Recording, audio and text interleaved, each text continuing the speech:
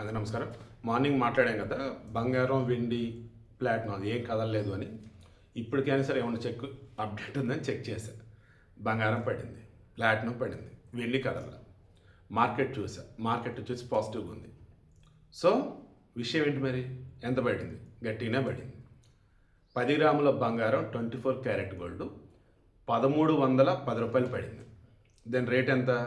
1,49,620 రూపాయలుగా ఉంది 10 గ్రాముల బంగారం 24 క్యారెట్ గోల్డ్. ఇక 10 గ్రాములు 22 క్యారెట్ 1,200 రూపాయలు ఉంది, 1,200 రూపాయలు పడింది.